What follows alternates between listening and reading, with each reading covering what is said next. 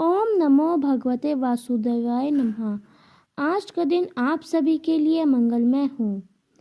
आइए सुनते हैं पौष मास की कथा का अध्याय 13वां।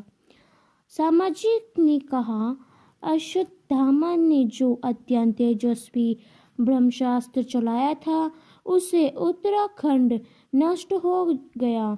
उस गर्भ से पैदा हुआ माँ ज्ञानी महात्मा परीक्षित ज्ञान मृत्यु और उसके बाद जो गति उन्हें प्राप्त हुई वह सब यदि आप ठीक समझे तो कहे हम लोग बड़ी सदा के साथ सुनना चाहते हैं। शरद जी ने कहा, धर्मराज युधिष्ठिर अपने प्रजा को प्रसन्न रखते हुए पिता के समान उसका पालन करने लगे। भगवान श्री कृष्ण के चरण कमल के सेवन से वह समस्त भोगों से सर्वय हो गए। वह उनके पास अतुल संपत्ति थी। उन्होंने बड़े बड़े यज्ञ किए व तथा उनके फलस्वरूप श्रेष्ठ लोगों का अधिकार प्राप्त किया था। उनकी रानियां और भाई अनुकूल व सारी पृथ्वी के स्वामी और उनकी कृति स्वर्ग तक फैली हुई थी। उसके पास भोग की ऐसी सामग्री थी जिसके लिए देवता लोग भी लड़ाई। उत्तर के गर्भ में स्थित वशिष्ठ परीक्षित जब अश्मांता के ब्राह्मण के तेज से जलने लगा तब उसने देखा कि उसकी आंखों के सामने एक ज्योतिमय पुरुष है। वह देखने में तो अंगूठों भर का परंतु उसका स्वरूप बहुत ही निर्मल है।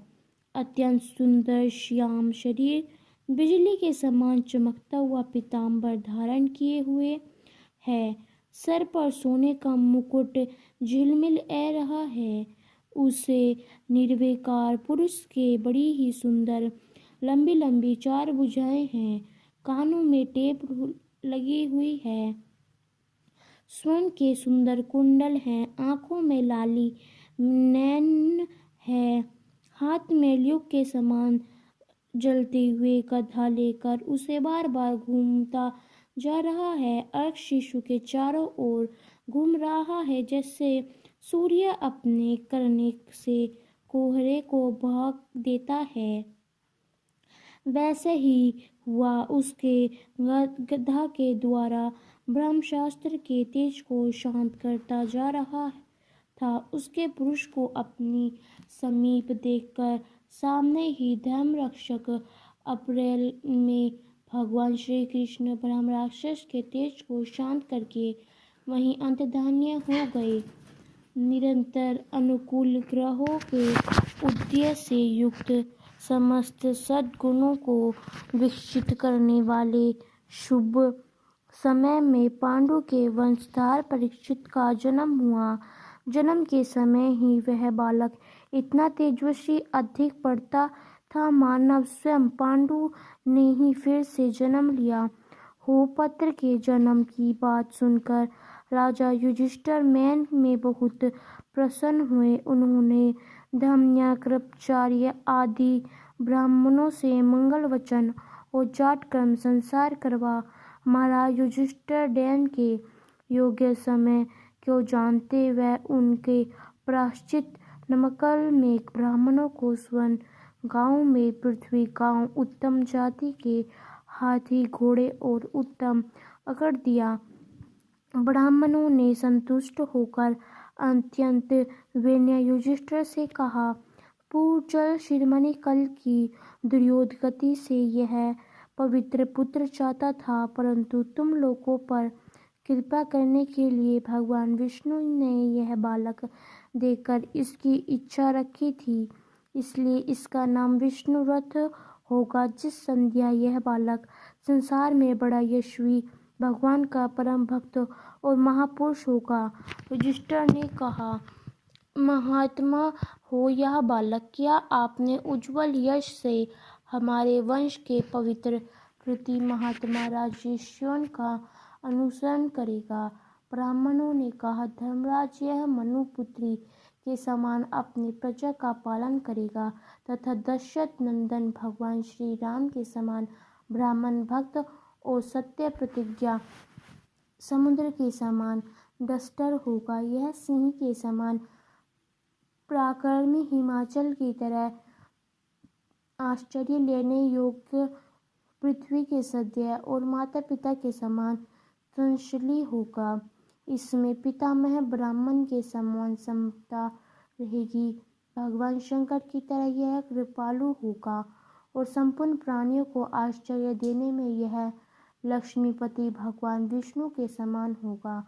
यह समस्त सद्गुणों की महिमा धारण करने में श्री कृष्ण का अनुयायी होगा और ये जाति के समान धार्मिक होगा, धैर्य में बलि के समान, और भगवान श्री कृष्ण के प्रतिदिन निष्ठा में यह प्रहलाद के समान होगा। यह बहुत से आश्चर्य में यज्ञ का सेवक होगा। इसके पुत्र राजस्वी होंगे। मान्यता का उल्लंघन करने वालों को यह दंड देगा। यह पृथ्वी माता और धर्म की रक्षा के लिए कलयुग का भी दमन करेगा। ब्राह्मण कुमार के हिसाब से तख्त के द्वार अपनी मृत्यु सुनकर यह सब की आशिक छोड़ेगा, भगवान के चरणों की शरण लेगा। राजन व्यास नंदन सुखदेव जी से यह आत्मा के अध्याय स्वरूप का ज्ञान प्राप्त करेगा और अंत में गंगा तट पर अपने शरीर को त्याग कर निश्चय अवैध पर प्राप्त करेगा। जो दशरथ के विशेषज्ञ ब्राह्मण राजा युधिष्ठिर को इस प्रकार बालक के जन्म लगन का फल बतलाकर और भेंट पूजा लेकर अपने अपने घर चले गए, वही यह बालक संसार में परीक्षित के नाम से प्रसिद्ध हुआ, क्योंकि वह समर्थ्य बालक गर्भ में जिस पुरुष का दर्शन कर चुका था, उसका स्मरण करता हुआ लोगों को मैं उसकी परीक्षा करता रहता था कि देखिए इनमें से कौन वह है। जैसे शुक्ल पक्ष में दिन प्रतिदिन चंद्रमा अपनी कलाओं से पूर्ण होते हुए बढ़ता है, वैसे ही राजकुमार भी अपने गुरुजनों के लालन पोषण से कर्म से अनुदिन बढ़ता हुआ शीघ्र हो गया। परंतु प्रजा से व्याकुल किए हुए कर दंड के रकम के अतिरिक्त अर्ध धन होने के कारण वे बड़ी चिंता में पड़ गए। उनका अभिप्राय समझकर भगवान श्री कृष्ण की प्रेरणा से उनके भाई उत्तर दिशा में राजलुक्त और ब्राह्मण द्वार छोड़ा हुआ बहुत सा धन ले आए।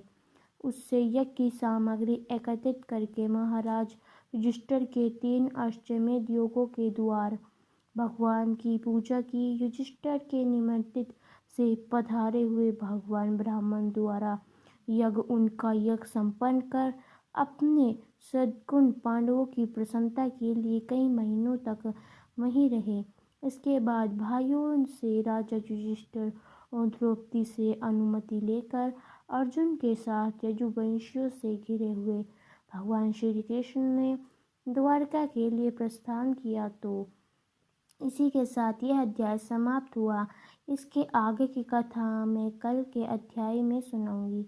तब तक के लिए भगवान हरि का नाम लिखते रहे तो प्रेम से बोले भगवान विष्णु की जय, श्री कृष्णा भगवान की जय, माता दी की जय, तुलसी माता की जय, समस्त देवी देवों की।